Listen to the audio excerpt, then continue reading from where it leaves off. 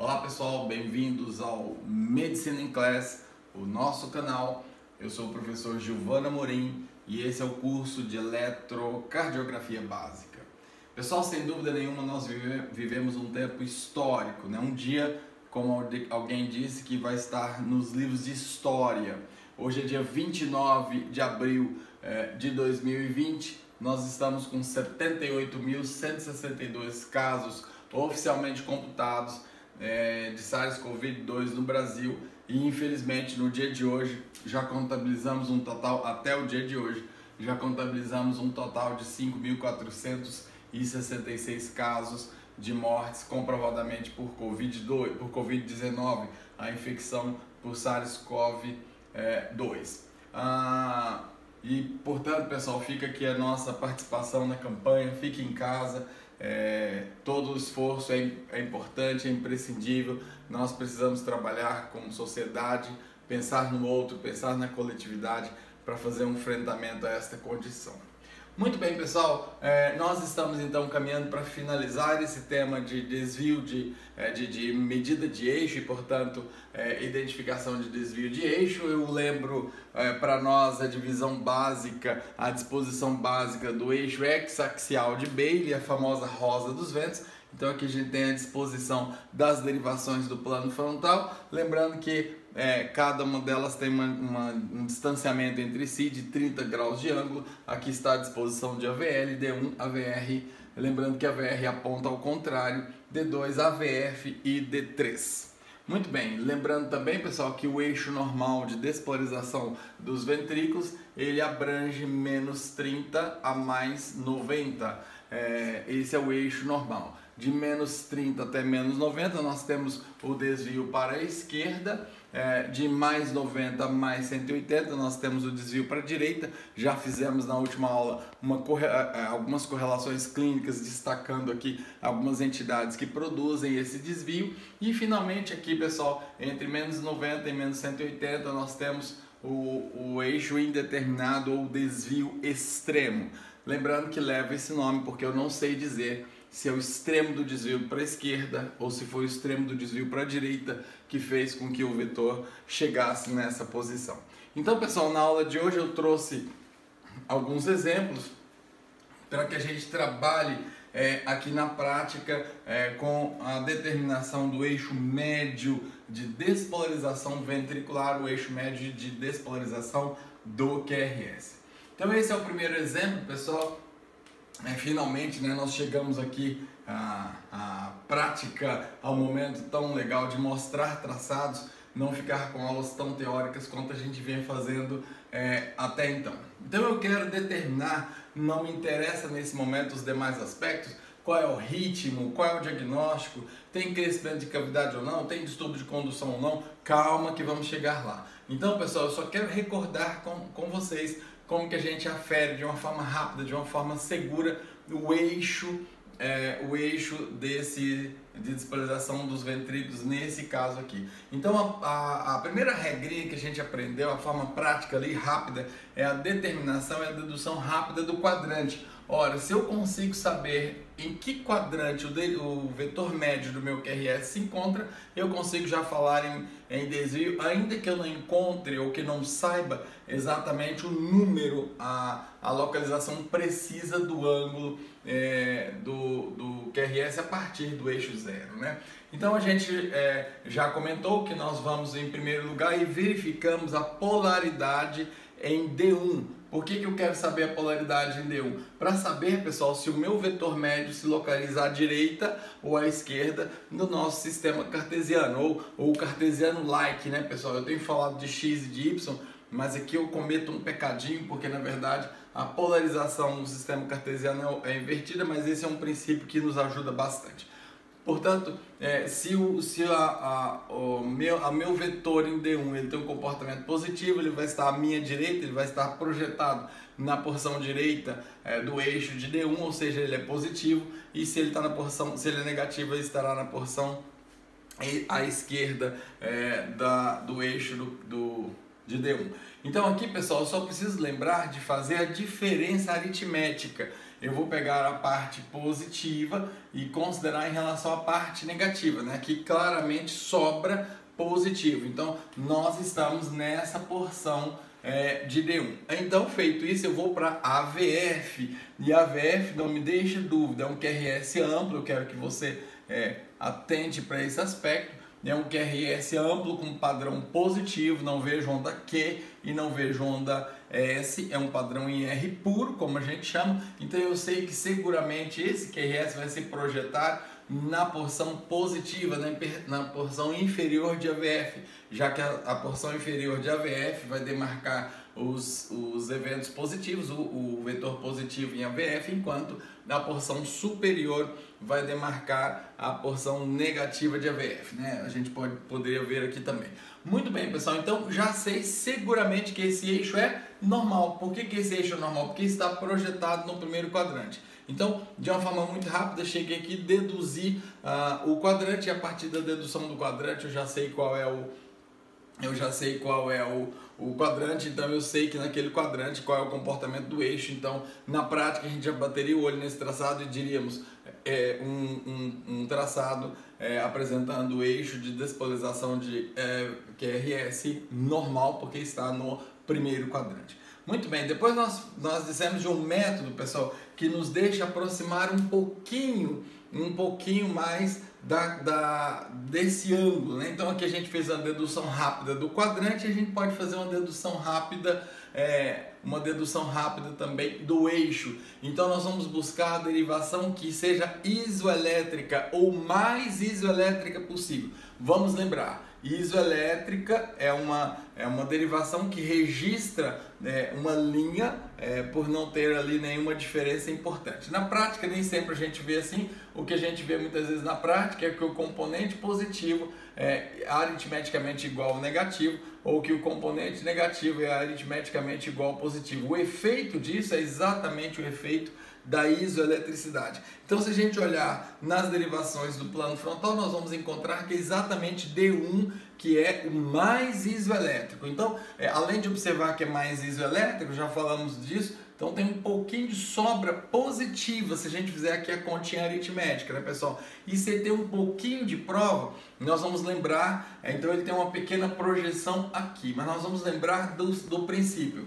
Um vetor vai ser coincidente ou proximamente coincidente da derivação na qual ele é isoelétrico. Então a derivação diametralmente oposta a D1, aqui está a D1, aquela com qual ele forma um ângulo de 90 graus, é a VF. Então a gente sabe que nesse caso o vetor vai estar quase coincidente. Por que não está coincidente? Porque não está perfeitamente iso. Sobra um pouquinho aqui positivo. E esse pouquinho positivo está fazendo um pequeno sombreamento em D1, por isso que a sobra aritmética aqui é pequena. Então, pessoal, fizemos uma dedução rápida do quadrante e fizemos uma dedução rápida do eixo. Muito prático ali para o dia a dia nosso, né? Muito bem. Nós falamos também daquela questão de jogar naquele cálculo, né, que a gente fez uma tabelinha comparando D3 e D1. Então o que eu tenho, se eu fizer a regrinha 9 positivo, tive aqui a paciência de contar e estou deixando aqui o QRS aumentado para você observar isso. Então ele tem 9 quadrinhos na porção positiva, 4 quadrinhos na porção negativa. A gente vai ter um resultante então de 5 quadrinhos. Então 5 quadrinhos, eu vou encontrar naquela tabelinha nossa a posição para mais 5 e venho então para D3. Então eu destaquei aqui o D3 e vou observar que D3 tem 23 quadradinhos. Eu já fazendo aqui a dedução. Quando eu jogo o cruzamento linha horizontal versus linha vertical, naquela nossa tabelinha, a gente vai encontrar a determinação exata do eixo do QRS em 80, o que confirma as duas informações que anteriormente havíamos deduzido. Primeiro, que o QRS se encontrava no primeiro quadrante. Segundo, que ele era quase coincidente com a VF. A VF está a 90, então ele falta 10 graus, porque ele faz um pequeno sombreamento em D1. Muito bem, pessoal, deixa eu mostrar outros exemplos para vocês, para a gente consolidar esse achado. Aqui mais um traçado, então sem se importar muito com o diagnóstico. Esse aqui em particular tem um bloqueio divisional do ramo esquerdo, um bloqueio divisional antero-superior, que a gente chama de BDAS. Eu digo isso só para encantar vocês para as nossas próximas aulas.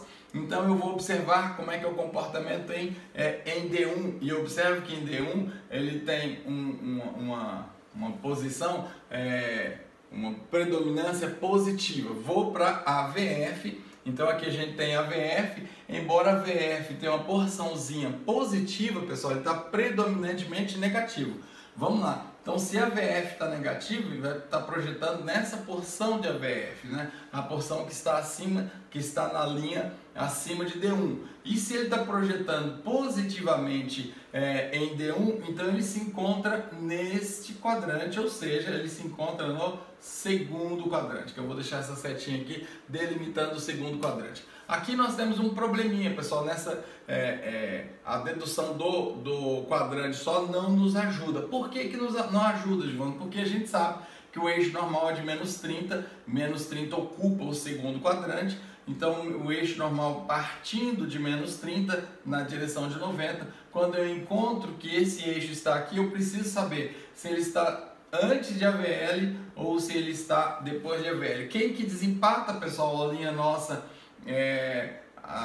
já falamos sobre isso, já explicamos inclusive o desenho, eu me recorro a D2. Então eu olho D2 e se D2 for positivo, está projetado nessa porção aqui, então está dentro desse espaço. Se D2 for, a resultante de D2 for negativa, igual esse caso, então eu sei que está projetando exatamente aqui. Então eu já bato o martelo que esse caso tem um desvio para a esquerda. E é isso mesmo que eu espero, pessoal, no bloqueio da divisão antero-superior do ramo esquerdo, como a gente vai ver em aulas futuras, tá? Então aqui nós temos um caso de desvio para a esquerda. Olha só. Então aqui fazemos as devidas continhas, comparando D1 quanto D3, nós vamos ver que D1 tem 4 quadradinhos, eu ampliei aqui para facilitar a sua visualização, eu vou pedir que a filmagem seja feita bem pertinho, você vê que tem 4 quadradinhos e tem um quadradinho negativo, né? Então eu faço a diferença aritmética, descubro que há uma positividade de 3 quadradinhos em D1, então é positivo em D1. Aí vou para D3, aquele trabalho que a gente fez foi cruzando D1 contra D3, aquela nossa tabela, então nós temos que a parte positiva em D3 dá 4, a porção negativa em D3 dá 8, então nós vamos jogar lá eixo horizontal, derivação D1, eixo vertical, derivação D3, a gente vai jogar então esses valores e ao fazer isso nós vamos encontrar um eixo de menos 44, eixo de menos 44, está além do menos 30, portanto está configurado, está confirmado aí por mais um método, eixo desviado para esquerda. Muito bem, pessoal, maneira prática, só tem que ficar ali com a nossa tabelinha. Eu digo nossa porque nós aqui deduzimos, é claro, qualquer um poderia fazer algumas continhas e chegar nela, né? Então, estando com a tabelinha por perto, a gente consegue jogar e chegar nesse valor muito rapidinho. Tem mais um exemplo, hoje é um recadinho muito rápido ali que a gente quer passar para vocês. E nesse caso, pessoal, aqui esse QRS, sem dar spoiler das próximas aulas, mas aproveitando para gerar em você aquele gostinho pelas próximas aulas, eu quero que você olhe comigo, eu vou pedir um foco aqui, eu quero que você olhe comigo D2 longo, pessoal, olha esse padrão aqui e eu tenho certeza que ao olhar esse padrão você vai querer dar um pulo para trás, ai, que é isso? Quem é QRS? Quem é onda P? E agora, será que isso aqui é P, isso aqui é o QRS e isso é T? Pessoal, nós vamos ensinar dicas para vocês sobreviverem, por enquanto acreditem em mim, isso aqui é P. E há um motivo para essa P estar assim. Isso aqui é o QRS em padrão R puro. Aqui está o QRS. Então, P, QRS. Uau, que padrão diferente é esse, né? Só para dar um spoiler bacana aqui. Sinal de crescimento atrial direito pelo aumento da amplitude de onda onda P, onda de atividade atrial. Diagnóstico de diagnóstico de crescimento atrial direito. Depois nós vamos aprofundar nisso, pessoal, e aí você não vai ter dúvida nenhuma quando aparecer um eletrocardiograma assim meio malucão, você não vai ficar em dúvida sobre quem é P, quem é QRS, quem é quem na identidade dos traçados, dos elementos anatômicos aí do traçado eletrocardiográfico. Muito bem, então voltando, nós temos aqui a análise, pessoal, de D1. Então nós vamos ver que o QRS em D1, preste atenção, o QRS em D1 é negativo. Então nós estamos aqui na porção negativa de D1. Se eu estou na porção negativa, eu já sei, já vou me inscrever aqui na porção à nossa esquerda. E vou para onde, pessoal? Vou para onde? Vou para onde eu devo ir. AVF, cruzo a informação de AVF com D1. Se eu tenho que AVF, que D1 está negativo e que AVF está positivo, eu só posso estar no quadrante de número 4, né? Lembrando que a gente conta sempre no sentido contrário dos ponteiros de relógio: primeiro quadrante, segundo quadrante, segundo quadrante, terceiro quadrante e quarto quadrante. E aí a gente já está cansado de saber quando o vetor de QRS coincide com o quarto quadrante, nós temos um desvio à direita, e esse desvio à direita vai ter uma relação íntima com o aumento do átrio direito. Na aulinha eu vou mostrar de novo esse eletro aí, a gente vai explorá-lo mais.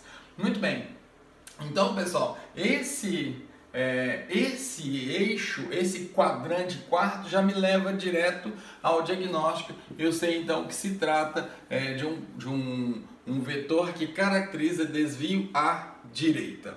E aí a gente fica pensando, né, pessoal, quem é o isoelétrico ali que eu vou poder lançar mão? Quem é que está com o padrão mais isoelétrico? Então a gente vai perceber D1 é sumamente negativo, D2 é sumamente positivo, D3 é extremamente positivo, AVF é positivo, AVL é negativo. Olha aqui a gente olha muito pouco, pessoal, para AVR. A gente olha muito pouco para esse sujeito AVR, mas a derivação AVR é muito útil, né? Para vários cenários. Então aqui a gente tem a isoeletricidade, a imagem que se aproxima mais da isoeletricidade é exatamente a derivação AVR. E nós aprendemos, pessoal, que quando uma derivação se apresenta isoelétrica, o vetor vai ser coincidente ou proximamente coincidente com a derivação que lhe é diametralmente oposta. Na verdade, esse termo também, diametralmente oposto, não é tão correto matematicamente falando, então é preferível dizer perpendicular, né? Aquele com quem forma 90 graus. Vamos lá ao nosso desenho, a gente vai encontrar que quem forma o ângulo de 90 graus, e aqui está o sinalzinho internacional de ângulo de 90 graus, quem forma um ângulo de 90 graus com a AVR é exatamente D3. E em que porção que eu vou representar o meu vetor? Será que nesta? Será que nesta? Acima ou abaixo de AVR? Pessoal, sem problemas, a gente vem aqui para D3 e observa a positividade em D3. Se ele for positivo em D3, eu vou registrar na ferpa positiva. Se ele é negativo, na ferpa negativa, não tem segredo. Então eu venho aqui e inscrevo o meu vetor ali na topografia de D3. E eu quero saber, será que tem um predomínio positivo ou um predomínio negativo? Como é que eu faço isso? Leve predomínio positivo. Como é que eu sei disso? Faz a continha, vai lá, conta os quadradinhos, você vai ver que sobra um pouquinho para positivo. Onde que é a ferpa positiva de AVR, pessoal? Então não está totalmente isoelétrico, ele sombreia um pouquinho a AVR. Ora, se sombreia um pouquinho a AVR, logo dá acima de D3, mas muito próximo de D3. Então eu já sei que é um desvio à direita e consigo identificar o eixo ali pertinho da coincidência topográfica com D3. Muito bem, e aí fazendo a nossa continha, vamos lá para D1, né? A gente já vai jogar na nossa tabela. Em D1 eu conto menos 6 quadradinhos, vou para D3 e conto 11 quadradinhos positivo. Então nós já vimos que D3 tem um padrão sumamente positivo, acabamos de falar nisso. E o cálculo, então, pessoal, sai um cálculo de 123. o cálculo de 123. Agora, pessoal, vem comigo e olha que legal, que fechamento bacana. Olha só, eu disse a você há pouco que o vetor devia estar acima, além de D3. Por que além de D3? Porque ele sombreava alguma coisa positiva em AVR, ele não era totalmente isoelétrico em AVR. Olha só, aqui nós temos 90, para D3 nós temos mais 30, então D3 representa 120. E aí nós que trabalhamos ali com um pouquinho mais de precisão, quero exatidão no meu eixo, como é que é isso? Jogo lá na minha tabelinha, na nossa tabelinha, e descubro 123, que de fato está 3 graus, pessoal. Veja isso que legal, 3 graus além da derivação D3. Pessoal, eu vou ficar devendo o eixo indeterminado. Olhei rapidinho hoje, enquanto separava esse material para fazer essa aulinha aqui para vocês. Eu não queria deixar de registrar essa aulinha ainda hoje, para você rever os conceitos enquanto estão ali bem quentinhos na cabeça. Acabou de ver as nossas aulas, né? Então eu não achei eixo indeterminado. Prometo para vocês que na próxima aula vou abrir a aula com um eixo indeterminado, fazendo esse método para que a gente tenha ali o conhecimento bastante solidificado, tranquilinho, ninguém mais vai errar, vai se confundir em cálculo de vetor de despolarização de QRS. Pessoal, esse era o recado de hoje. Vamos nos encontrando aí no nosso canal. Não deixe de dar um joinha. Esse é uma devolutiva que é muito importante para nós, é um estímulo para o nosso trabalho. Pode deixar seu comentário, sua observação. Não deixe de se inscrever no nosso canal, assim você vai nos ajudando a gozar mais das facilidades, das funcionalidades aqui do YouTube. E também não deixe de ativar o sininho, assim quando a gente subir vídeo você vai poder ficar sabendo imediatamente, tá bom? Pessoal, um grande abraço, bons estudos, bom proveito aí do canal e até a próxima aula. Tchau, tchau!